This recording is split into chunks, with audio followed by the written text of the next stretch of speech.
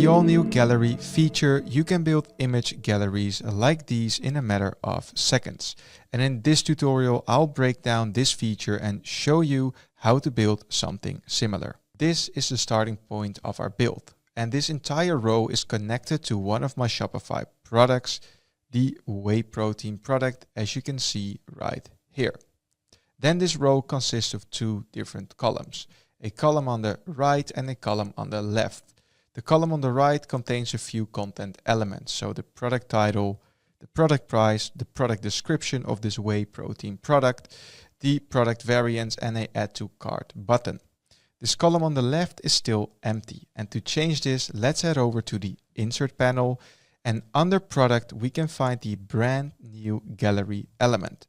And we have two of them, the horizontal gallery and the vertical gallery. For this build, let's drag and drop the horizontal gallery onto this page into the empty column. And there we have it. The image gallery is created and it's showing all of my product images. Now let's discover how this gallery element actually works. And to do this, we head over to the layer panel, and here we can see the product gallery layer. The gallery element basically contains two different sliders. The normal slider showcasing all of the product images, and then the thumbnail slider. Then if we take one closer look and open the slides, we can see that it's actually only one slide with an image and then a number next to it, in this case the number 6, indicating that there are 6 different slides because this product also has 6 different images in Shopify, which are all repeated.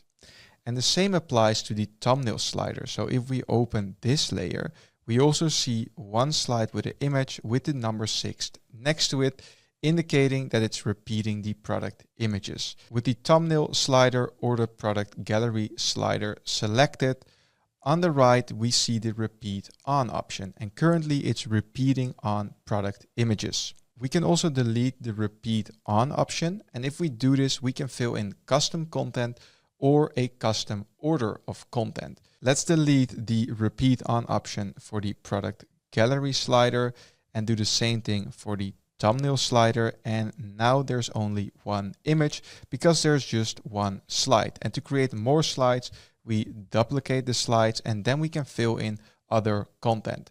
So selecting the image, we go down to content source, we can change this to static or to dynamic, and then we can, for example, choose to show product image 4 instead of product image 2, which would be the case if you repeat this.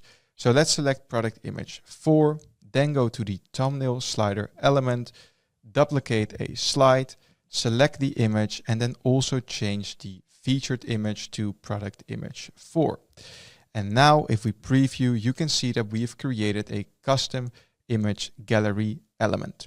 And that's it for this tutorial. So I hope you have a good understanding of the fundamentals of this feature, and good luck with building your own image galleries.